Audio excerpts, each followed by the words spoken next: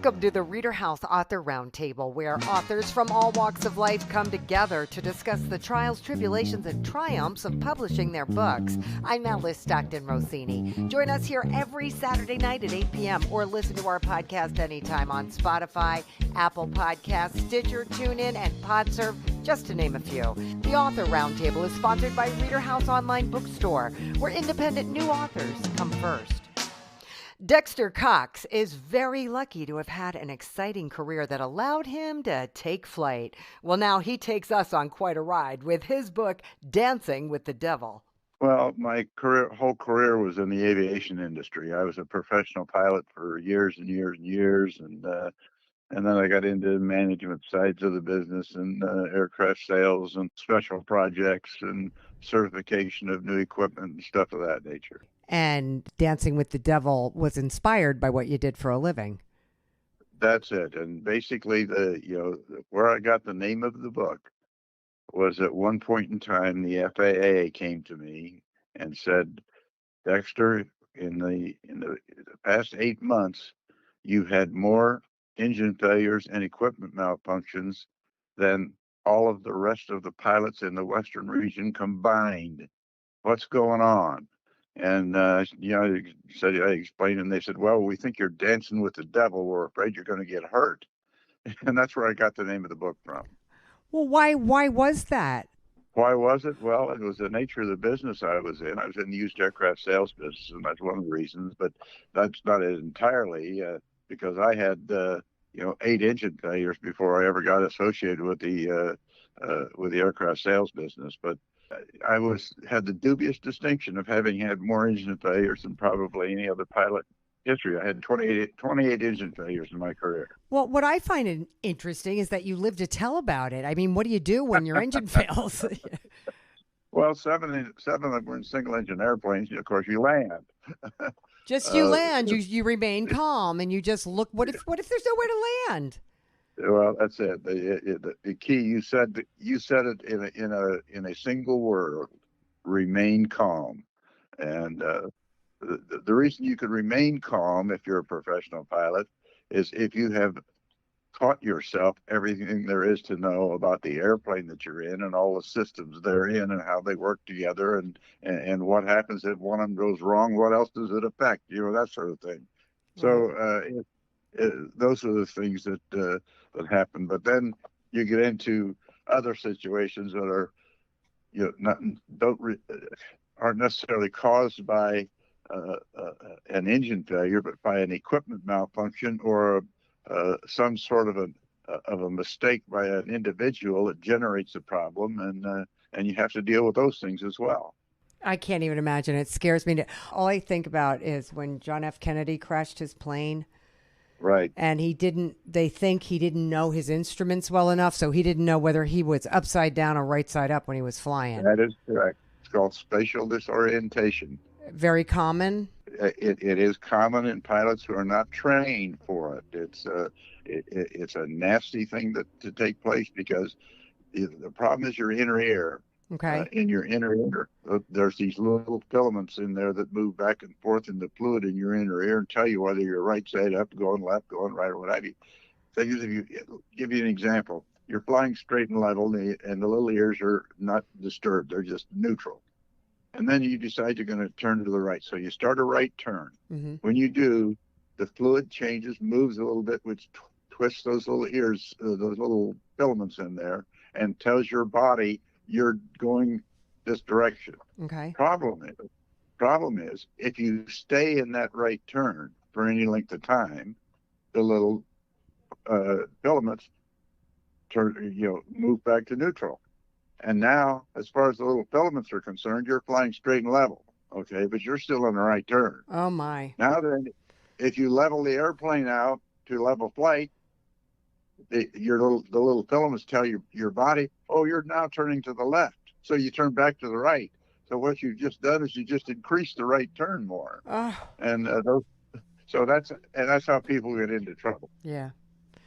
And only experience, right, can help you. It's training and experience. So this book is your memoir. That's it. And it starts from when I was 2.5 years old, and goes up until the time that I basically retired, and things that happened that caused me to retire. And I can't cover all of the things that happened to me because, as it is, it's a 500-page book, and if I went try to cover everything that happened to me, it would be twice or 3 times that thick. But I deal with probably, I'd say, 12 of the engine failures in the book, and I deal with four major, what to me were four major life-threatening situations that I was in, none of which were really an engine failure. Even though I did have one engine failure in a single engine airplane in the middle of the night, that was a little, got my attention. Wow. Because landing in the middle of the night out in the middle of nowhere, so you don't have any idea where you come down in unless you're very familiar with the territory. But anyhow, I had an experience that inadvertently got into airframe icing, which is very, very dangerous in airplanes. And in a small airplane, it doesn't have de-icing equipment in particular. Oh. And then I got into a situation where I had a so-called captain of a large airplane that was sent to me to be the captain, and I was just new to this airplane completely. I was just barely able to, do some basic rudimentary things that a co-pilot would do in the airplane. And this guy that was sent to me, supposedly as an experienced captain, was actually had been retired because his company retired him because his capabilities were degrading seriously. He was 67 years old, and he just about got us into a situation that nearly killed us. We were very lucky to get out of that. This was a 4-engine Vickers Viscount, but it was not a commercial. It was strictly business aircraft. Okay, but you had passengers on board. Yes. Oh. As a matter of fact, this was a sales demonstration. We were trying to sell the airplane to Country Charlie Pride. I don't know if you know who Oh he my is. goodness, no. Yeah, but he was a singer, and we had his band on board, and we were going from Van Nuys, California. We left Van Nuys at around 2:10 in the morning, headed for Las Vegas when this incident occurred. Fortunately, Charlie Pride and his band were in the back playing poker, and never knew anything that happened to us because it was in the middle of the night, and we had the cockpit door closed, so they couldn't see what was going on in the cockpit, and they didn't see all of the fact going on outside. The trees that were higher than we were, and that sort of thing, and we were 10 miles out over the ocean before we finally solved the problem this guy created. Oh my and God. got the airplane squared away. But anyway, that sort of thing. Nothing wrong with the airplane at all. It was a individual person-generated, manufactured problem. And because I was very new to the airplane, all I could do was try to fly the airplane initially until we got out over the ocean and got into what's very stable air called ground effect. And then I helped, analyze the problem and solve it. And that was one of the issues. And then I had a deal on a Learjet 25 delivering to Argentina for the first Learjet ever to go into Argentina. And the owners down there, you deal with the third world mentality. And the guy who bought the airplane was a bona fide German count from the bloodline, and his family, his name was Thyssen, Federico Augusto Thyssen, and from the Thyssen Industrial Group in Germany, very, very huge manufacturing company over there. But during World War II, his father in 1942 uprooted his family and moved to Argentina. But anyway, still that German count, that royal background and all of that, and being rich besides, and in a third world country, the guy basically got whatever he wanted whenever he wanted, and everybody kowtowed to him, did what he told them to do. And he had got a pilot that was flying for Aerolíneas Argentinas in Boeing 737s who was going to be his pilot, and I was going to have to train them. And in the process of this, we took a business trip during this training period, And basically, he had his pilot lie to me about what the weather was. My Spanish at the time was muy poquito, so they were speaking Spanish back and forth to the controllers very quickly and very fast, so I couldn't keep up with what they were. I was busy flying the airplane, and they lied to me about the weather. We were going into an airport in northwestern Argentina called Jujuy, and it's in a valley in the mountains in the eastern side of the Andes Mountains, and and it was in the foothills, and it was very dangerous, and we came within. We landed with about 3 or 4 minutes of fuel remaining because of all of the issues I had to put up with to try to find the airport that they lied to me about because there was no non-precision approach and all that. Oh my So it's a gosh. long story. Anyway, that's all dealt with in the book, that type of stuff, as well as what I think about things. It deals with my time in the military, and I did things that you don't normally do. They tell you when you get drafted, you can't take your car, you can't take your motorcycle, you can't take your bicycle, you can't even bring your roller skates. You're in the military now. Right. You've been drafted. You do what we tell you to do. Well, they didn't say you couldn't bring your airplane, so I brought my airplane to basic training, which was a big no. Oh my! Where did you land it? Well, I was for my basic training. I was drafted in the Denver induction center in Denver, Colorado. Okay. And the basic training was in Fort Leonard Wood, Missouri. But Fort Leonard Wood, Missouri had a joint use military and civilian airport. So you could get into that airport simply by filing a flight plan. And if the airport military wasn't doing anything serious, they would let them civilian aircraft in and out of the airport there. So anyway, that's how I got in. Anyway, it's a long story, but it's all in the book, Wow. That sounds exciting. It sounds like you were near death more than once. More than once. More than once. Good for you. And he lives to tell the tale. Dexter Cox. Where do you do you tell your stories anywhere? Do people know that you wrote this book? Well, I just started getting it out. It was first published. I got my first books in early March, and I've started doing things. As a matter of fact, I have a large book signing event here in Green Valley. Great. I am out trying to get it. I've talked to a lot of people now, friends of mine, or associates in the aviation. So the word is beginning to get out in the aviation business. And I did have it shown at the London Book Festival, which was just completed recently. I've had 2 inquiries so far from people who attended. It's also going to be shown at the Librarian Annual Convention in Chicago, I think in June. And there's like 25 to 30,000 U.S. librarians attend that convention. Oh, right. Yes, I do know about that. Okay. Okay. You'll get a copy of this interview, and feel free to use it on your social media, whatever you want to do with it. I'll be happy to. I'm never going to fly again now. But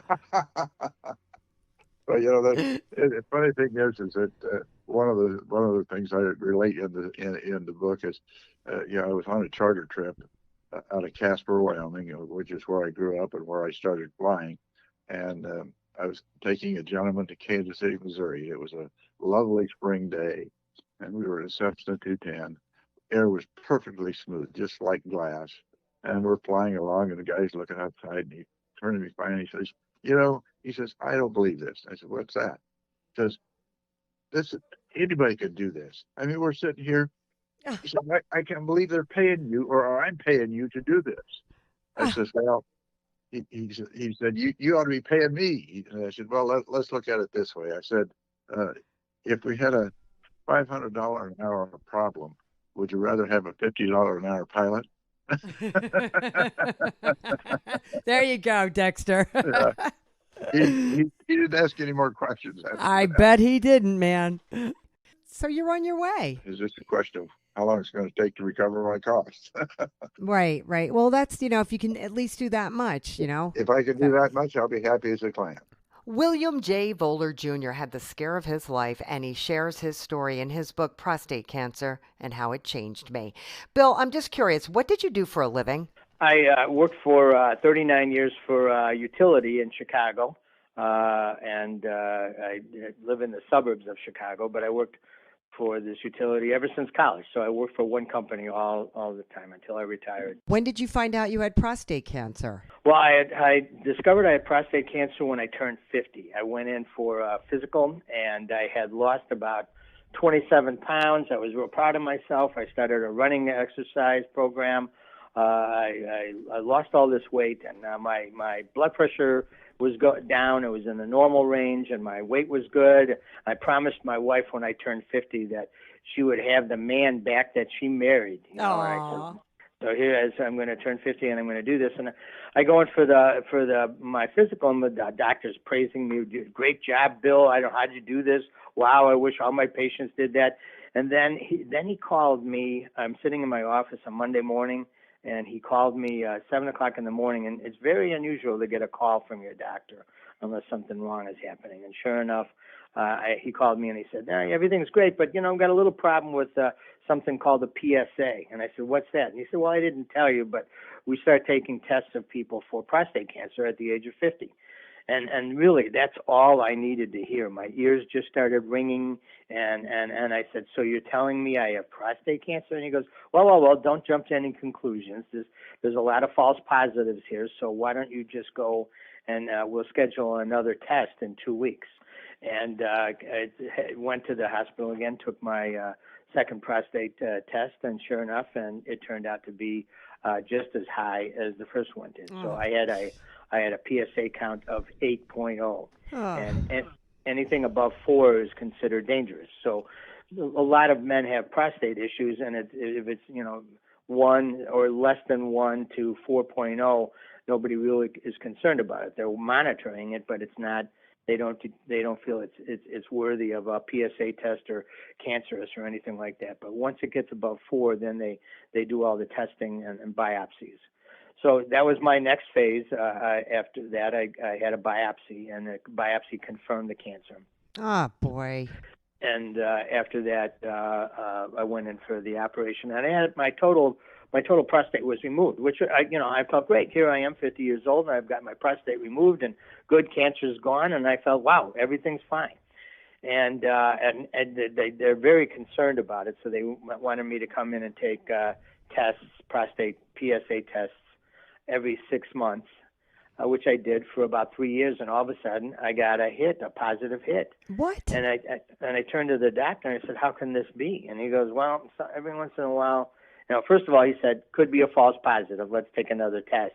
But he did say every once in a while we have cells, individual cancer cells that are shocked by the operation, and they go dormant, and all of a sudden they're waking up after a number of years, and they could cause issues.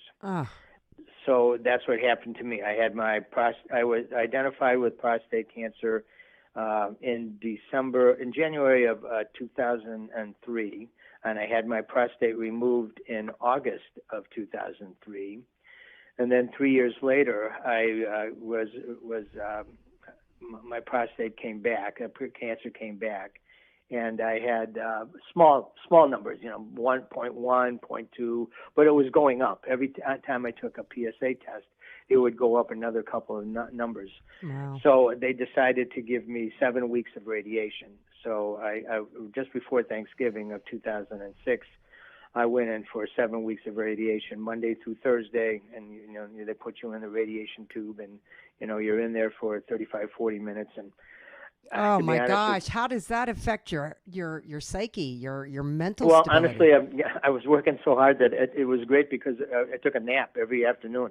I fell asleep every afternoon, and I was the last client that this radiation area had.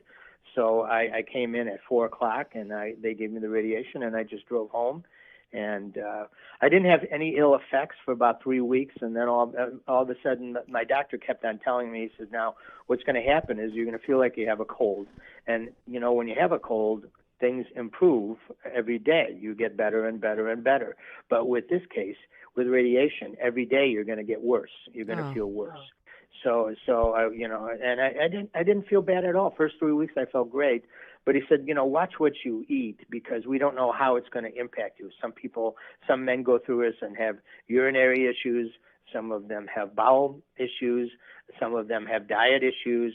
And sure enough, about 3 weeks into this, I had a salad for lunch, and I went to the washroom probably 17 times that day. Oh, I'm sorry. And after that, I couldn't hold anything down. So they put me on one of those really stoic diets where you can eat bananas and rice and bread, and it was something just to bind you up. Right. And it worked, but right after that, I was done right before Thanksgiving. I was really looking forward to my wife. My wife is a great cook, and I was looking forward to a Thanksgiving dinner. And sure enough, I ate my Thanksgiving dinner, and it didn't last very long. So I had to keep on. I had to maintain a very sensible, very restricted diet for a couple of weeks afterwards. But I recovered. Right. Wow. But so what happened is, and then I had a series of other things. I had problems getting an erection, and there's in the book I describe what actually happened during the operation, and then what ultimately happened is I had to inject myself with shots in order to maintain any kind of sexual ability. And are you okay with that? I mean, do you get used to that? Well, you get used to it, but you're inserting a needle into your penis, which is painful. I mean, and a lot of men, my urologist told me, a lot of men, they just don't do it because they just say, "There's no way I'm doing this." So it's something that you probably never get used to, but in order to enjoy your wife and have a sexual experience, this is what you have to do. Yeah. So to be honest with you now, so that worked for 20 years, and that's how I ended the book. I ended the book saying, so I'm healthy now. All my cancer is gone. I talk about the prostate removal, what I went through, the surgery, how the recovery was. I talk about my 7 weeks of radiation. And then I talk about these other issues that are impacting me also. But I ended the book then, and I, as soon as I was identified with the cancer back in 2003, I went to my local library and I went to the local bookstore to find out some information about it, because I had never heard of prostate cancer. It's not something that women have a great social network, and they talk about breast cancer all the time and do a fabulous job at doing that, while men are somewhat, either they're embarrassed or they don't want to talk about it. And so as a result, I found very few books, if any, in the library or the local Barnes & Noble about prostate cancer. And so I decided, if I survive this, I'm going to write a book. So I kept all my files, everything that I had from all of my experiences and all my doctor visits. But I still was working, and I have 2 children, and they got married, and I have grandchildren. So there never seemed to be an opportunity to do this. And then I retired, and lo and behold, soon after I retired, COVID hit us. And I said, I'm stuck in the house. I've got this big pile of papers that I'm going to put through, and that's when I wrote the book. So I wrote the book about 17 years after I had the prostate cancer initially. Were you really that surprised? I mean, men don't talk, period. Right. You know what I mean? Unless you're like, it's your best friend from the time you were 3, I feel like men just, I don't know, they just don't talk about much. Yeah, yeah. Well, we talk about other things. You talk about sports, you talk about the weather, and you talk about cars and maybe your kids and stuff like that. But you don't talk about issues that impact you, which it's kind of a shame, because I think it's good to talk about things. In fact, now I'm going to a cancer wellness workshop once a month, and it's specifically talking about prostate cancer. And there's probably about 15 guys that show up every month. Some of them with their wives, some of them all alone, and they're worried about prostate cancer. How is it going to impact them? So one of the doctors that runs this operation allows me to sit in on these meetings, and every once in a while he refers to me during the presentation. But it's still something that men still don't talk about even now. Can you bring copies of your book? Yeah, I have brought copies of the book. I gave the book to the doctor that he's there, and he liked it a lot. And everybody I talked to there wants a copy of my book, so I refer them online, and they can purchase the book online. But it's when it impacts you, you never think it's going to impact you, and then all of a sudden it impacts you. So now you have to make a decision of what you want to do.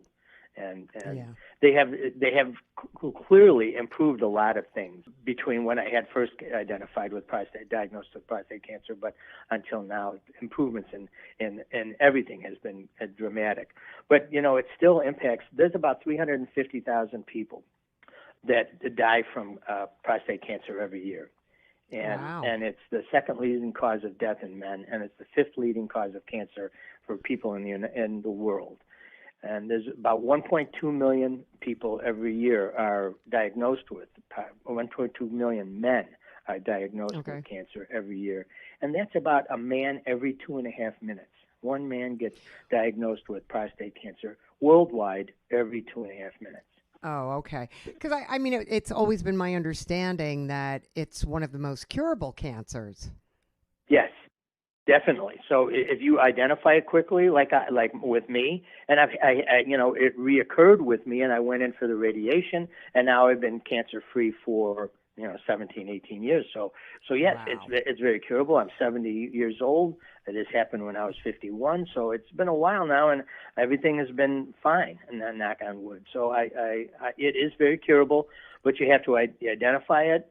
A lot of men don't do annual physicals. A lot of men, if they don't have a history of it in their family, they don't take a PSA test, which costs more to do. So they opt out of taking a PSA. But it is due to hereditary, and ultimately, I found out my dad did get prostate cancer, and that's what he ultimately died from. Oh my gosh! And you didn't know that? I didn't know that because I was identified with it before him. So he did get it, and my PSA when I had my prostate removed was 8.0. His was 200. So it's huge. What? Yeah, and once it gets bad, it spreads, through the rest of your body, and that's what happened to him. It spread into his bones, so it hit his pelvis, it hit his thigh bones, and he could hardly walk when he ultimately died. So, because it was identified in him so late in life that to do the prostate removal would have been just as bad as it would have been bad surgery. It's anytime you operate, it's bad, and recovery takes a long time. So it's not something that's pleasant. But yes, you're absolutely right that it is very treatable, and it is very it's something that can be rectified. So whenever I read, my wife just she was talking to me yesterday. One of the judges on Dancing with the Stars. His name is Len Goodman, that old guy. He was diagnosed with prostate cancer and ultimately died from bone cancer. But I'm sure the prostate cancer, he didn't address it probably, and it spread into his bones, and that's what happened. Right. So it's a terrible death, and it's something that is avoidable and treatable. So good. Well, good work. I'm glad you wrote this book. The problem is, it's a very targeted audience. People, my sons who are in their late 30s and 40s, they're looking at me as, I don't want to read your book. And so most people most men, I would say, that are, in the ages of 25 to 45, they don't care about it. But all of a sudden when you're 50 and it hits you, then you start thinking about it. And it's not only the men that are targeted for that, it's their spouses and their girlfriends and significant others. Well, yeah. Because my wife was really my rock through this whole thing. She held my hand and kept on telling me, this is going to be successful. You're going to be fine. So I mean, she took the brunt of it a lot, and I'm sure a lot of these wives and significant others do, because the men are just internalizing everything, and they don't express themselves, and it's something that needs to be done. You're so afraid of being perceived as weak, I think. Yeah, that's I agree with you wholeheartedly. Yeah. You're so afraid of showing any chink in your armor. You don't want to be portrayed as or being laughed at for being weak. And that's something that's a shame that, we grow up with that. It doesn't have to be that way. No. But that's why I admire women so much. I mean, I look at women with breast cancer. There's, especially 20 years ago, there was 20 books on the shelf about a woman experiencing breast cancer and talking to, what she went through and how this impacted her life and how she's working through this and her mother. And I mean, it really, I admired all the things that they did. And I said, look at all these women, how great they are to come out with this publicly and say, this is how it impacted me.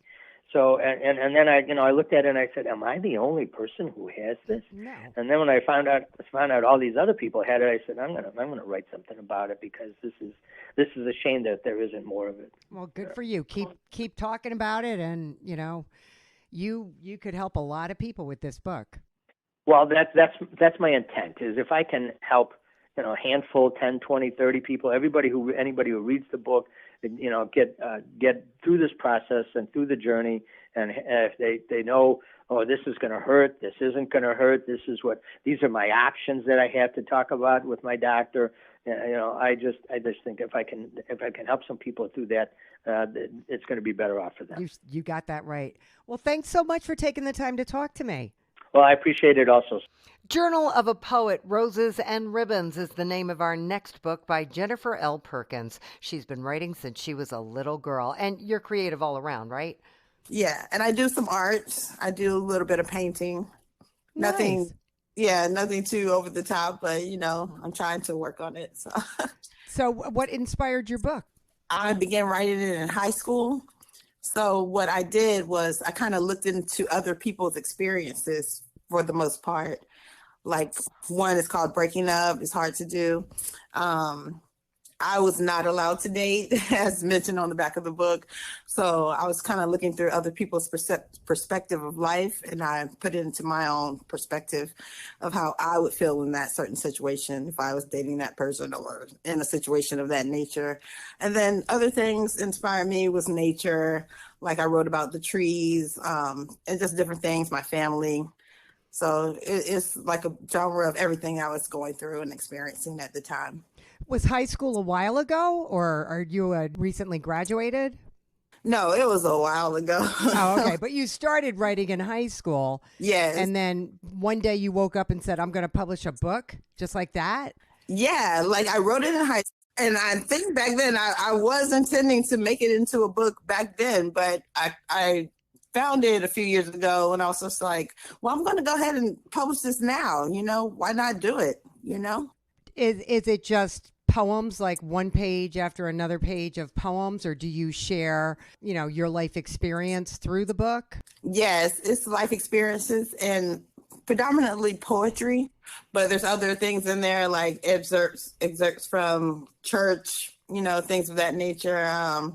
Like, there's an entry of the Bible lesson that we learned that day, and different things like that.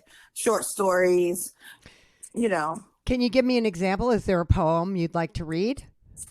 Let's see. Well, this one is on page 30. It's called With God, I Can Go On. And I was really a church girl, back then. Church was every day. You had to go. You were kicking and screaming. You had to go. Every day? Yes. Why did you have to go every day? Is that a certain religion? We were Baptists. We're Baptists. Yeah. Wow. So they would have prayer meeting, Bible study, choir rehearsal. It was always something, youth rehearsal. So. Wow. Okay. Yeah. Where did you grow up? In St. Augustine, Florida. Oh, so you grew up in St. Augustine? Yes. That is a beautiful place. Yes, it's wonderful. I love it. The atmosphere is so beautiful. Wow. So you are a real Floridian. Yes. All right. So going to church every day. I don't know how I would have done with that, Jennifer. I give you credit for that. Well, honestly, I love it. I do love God. This one is With God, I Can Go On. Okay. I can go on, for I am strong. The Lord leads me and directs me from wrong. When I am inhibited in darkness, the Lord is my gracious light. He tells me to never give up without putting up a wondrous sight. As long as I believe continuously to revitalize my faith, God said he would help me to run this profound race. Let your innocence wrap around me. Take anything, Lord, that shouldn't be. The Lord knows the way of death and the way of life. God, I know you will empower me when I struggle with strife. God, you have all the power in your hands. Nothing could ever amount to you that has been created by man.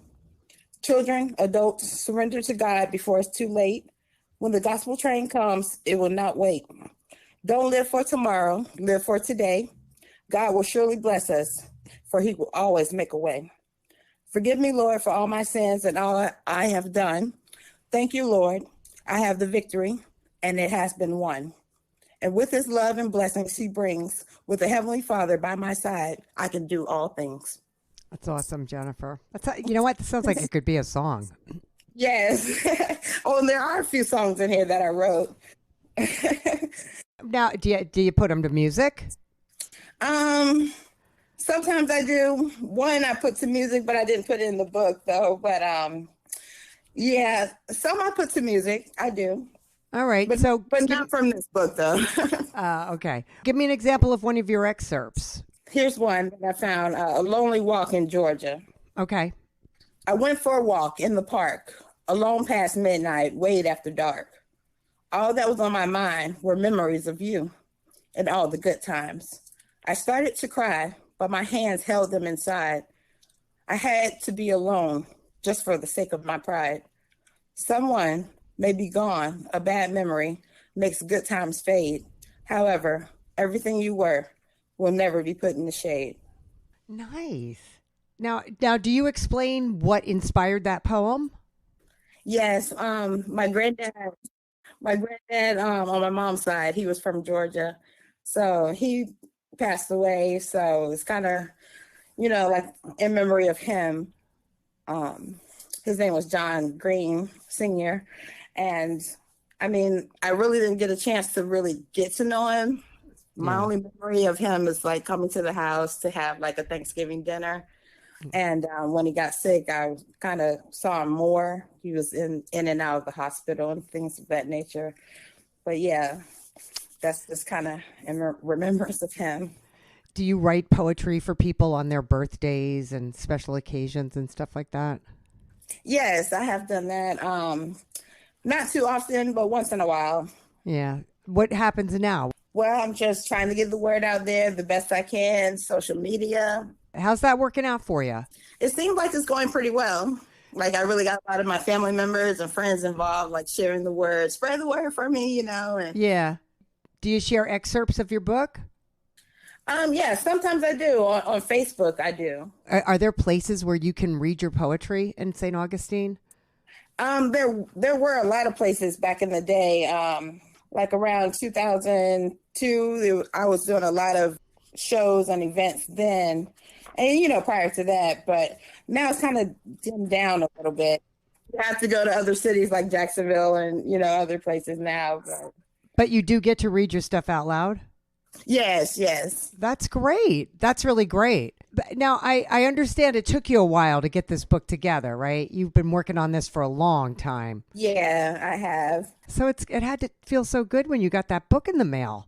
Oh, yes. Oh, you won't believe this, but I was crying for 2 hours. Really? Yes, I cried for 2 hours straight, and I was like praying and thanking God. I was like, oh my God, it's finally happening. Ah, good for you, Jennifer. Well, you going to keep writing? Yes, definitely. Definitely. I want to keep writing. I enjoy it. I've been writing poetry since I was 7, and I just fell in love with it once I heard about Shakespeare and like Langston Hughes, Zora Neale Hurston. When I heard about them and Maya Angelou, I just had to start writing poetry. I was like, oh my God, this is wonderful.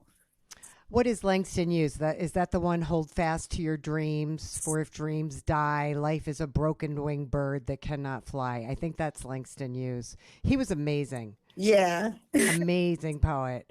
Yeah. Yeah, whenever I talk to poets, because I know poetry books, there's a lot of them, and it's hard to sell poetry books. But I always think, man, maybe she should do a calendar, or maybe, or maybe you should do like when I was little, my mom had like all of these spiritual sayings, like every day you just flip the thing. I mean, nobody does that anymore because we all have electronic devices, Yeah. but someplace where you could put your sayings so that people can see them all the time and they can inspire you, and every day flip the page. That's the thing too. It has spirituality in it, and it has like just things about life in there, about relationships. It goes all over the map, Yeah. My demographic, something for everybody. Yeah, my demographic is something for everybody. Yep. There you go. Well, Jennifer, it was nice talking to you. Thank you so much. All right, thank you. A San Diego CPA, Frank P. Skinner, has long been interested in history and politics. Put that together with his wacky sense of humor, and we have Setting the Record Straight, a complete history of the alternate states of America. Now, I have to ask you, why do you spell complete COMPLEAT? Yeah, there was a documentary many years ago, which is now out of print, about the Beatles called The Complete Beatles. And complete was spelled that way. It's sort of a takeoff on the Beatles name with its oddball spelling. And I'm a huge Beatles fan, so there you go. Okay, so where are we going with this? It tells the story of our country's history from the time that Christopher Columbus set sail right up to and beyond our time in the 21st century. So what's the deal with this history book? Well, basically, I wanted to poke a little fun at the quote-unquote great men of history. Sort of bring them down to earth a little bit. We sort of hero worship our presidents. Everybody either hates their guts or, thinks they're the second coming of Jesus. And I just sort of wanted to bring them down to earth a little bit, with using humor. Okay. So give me an example. George Washington, for example. When I was a kid, I noticed that if you fold a dollar bill a certain way, it makes Washington look like a mushroom. So I came up with the idea of having him being born with this birth defect where his head is a mushroom.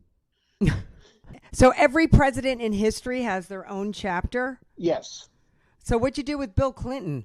Oh boy, I had a lot of fun with that one. I bet you did. Yeah, with him, the material sort of writes itself. I poked fun at his bimbo eruptions. I have an illustration in there where it has him posing with a couple of them being aliens from outer space. His bimbo eruptions were really aliens from outer space? I'm implying that some of them were. I've always been interested in science fiction as well. I read it a lot, especially when I was a kid. So I decided to make some of the historical figures extraterrestrials. Oh, who else is an extraterrestrial? Oh, Benjamin Franklin. He's an extraterrestrial. That's why the whole kite thing. That's why he didn't get killed. Well, yeah, that's right, and that also explains his being such a ladies' man. I don't know how that happened, honestly. Go on. Oh, I'm Barbara Bush. Barbara. So it's not just the presidents you deal with. Well, yeah. I deal with a lot of the figures of history. Okay. How about Christopher Columbus? How do you deal with him?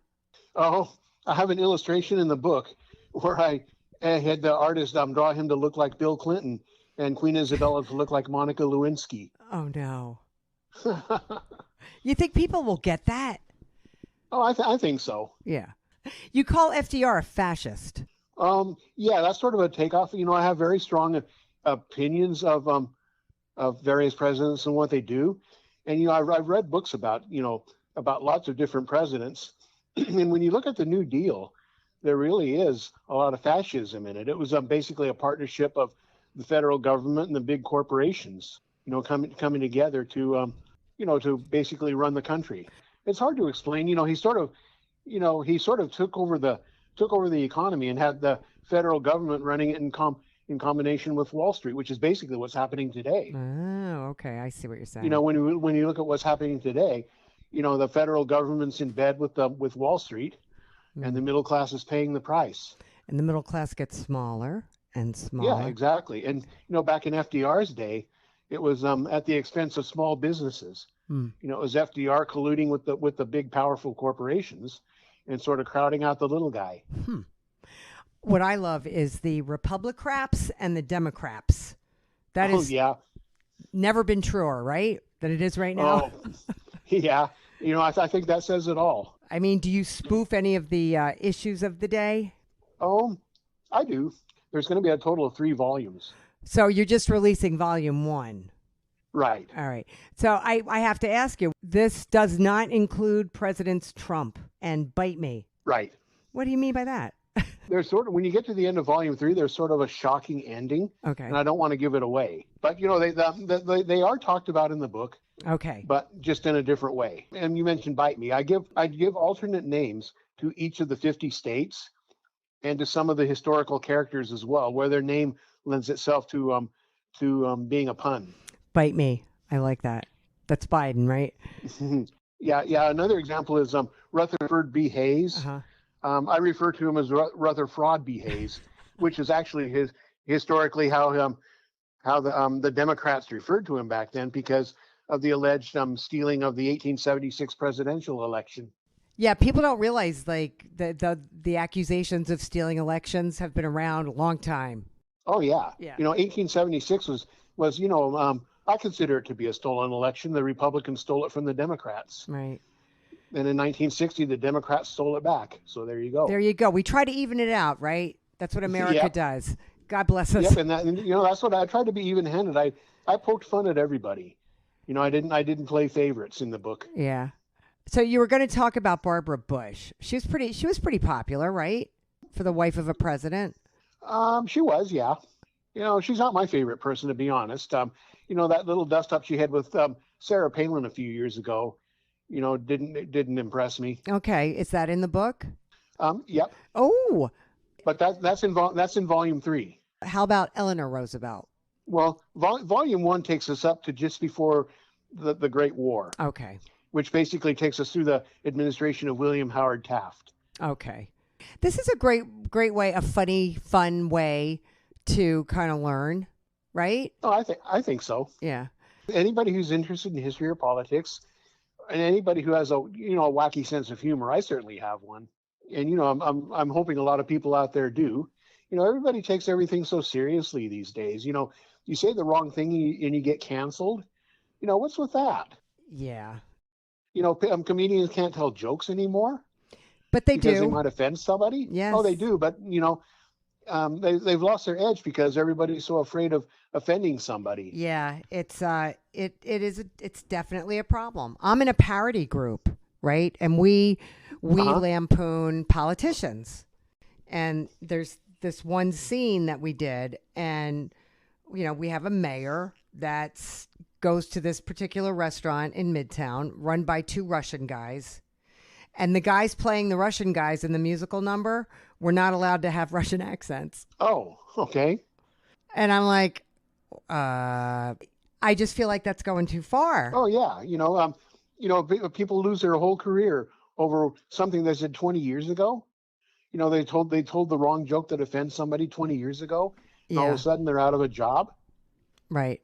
Or they made fun of a particular group when they were young and stupid, and it pops up on Twitter 20 years later, and they got to pay for it. I know. You deal with woke at all? Oh, well, not really. I've substantially completed the book before the concept of woke really hit the mainstream. Right. I refer to political correctness, which I guess was the predecessor to that. Right. And how do you refer to that? Oh, I basically poke fun at it like I do everything else. These people taking themselves so seriously. What kind of reaction are you getting? Oh, well, so far I've shown it to people I know. So it's hard to get in, when somebody's your friend, it's hard to really say if they're just, they're just being nice or if they really like what they're reading. But I've had a pretty good reaction so far. I've been telling all my clients about it, and some of them have bought copies from me directly. I'm not really doing any book signings or readings. To be honest, I have a lung condition that makes it hard for me health-wise to go out and give speeches or to do anything too strenuous. Right. So that's unfortunately that's sort of off the table. Well, I mean, there's always social media too. Do you have are you involved in that at all? Not really. I signed up for Facebook one time, and I took one look at it, and I thought I could really, I could get sucked up in this and just spend hours at it. So, it's something I try to avoid. I always tell people to start where they are. Uh-huh. You start with the local book club. Every church has one, I swear. Mm-hmm. At least that's what people tell me. And as far as social media, everybody knows somebody who could do social media better than you can. Uh-huh. If you just posted excerpts of some of your stuff on Instagram or Facebook, I bet you, because it's funny. You got a lot of funny stuff here. I hadn't even thought of that. That's just put these little anecdotes out there, and we need some humor in our politics right now, don't you think? We certainly do. But the problem is you say something to offend somebody, and like I say, it's a vicious cycle. Yeah, or you get a group of people following you who are sick of that whole thing and aren't offended, Yeah. There's a lot of people who think it's gone too far, Or maybe I just moved to Florida where woke has gone to die. Yes, that's right. That's where woke has gone to die. At least that's what they tell me. I don't know. Well, that's what the governor said in his victory speech last year. I know. What are we going to do? It's got to get better, right? Oh, yeah, we do. Things go in cycles. I think people are starting to push back a little bit on this, and I think that's a good sign. Against the whole woke thing. Like even some people on the left are saying it's gone too far. Well, that's when you know it's gone too far. Oh, yeah, for sure. Yeah, but don't you think both sides have gone too far? I think so, but it seems like the left, has less tolerance. It's those on the left who are trying to cancel everybody. Yeah, you don't know how to act anymore. Yeah. All right. Well, you got 3 volumes. You got the first one out there. Yep. Are the other 2 finished? They're substantially done. And I hope to have volume 2 out later this year, or at the latest early next year. Yeah. And then volume 3 after that. All right. You know who else might enjoy this is high school kids studying history. Yeah. This might get them, if they're on the fence about it, they read this. They might be interested, right? That's an idea. Right? They might be even more interested in finding out, there's another way to look at American history. Yeah. All right. Listen, I enjoyed talking to you. Oh, same here. And thank you so much, Frank. Oh, thank you. You have a great day. Oh, you too. We hope you enjoyed this edition of the ReaderHouse Author Roundtable, where authors from all walks of life come together to discuss the trials, tribulations, and triumphs of publishing their books. I'm Alice Stockton Rossini. Hope to see you back here every Saturday night at 8 p.m. or listen to our podcast anytime on Spotify, Apple Podcasts, Stitcher, TuneIn, and PodServe, just to name a few. The Author Roundtable is sponsored by ReaderHouse Online Bookstore, where independent new authors come first.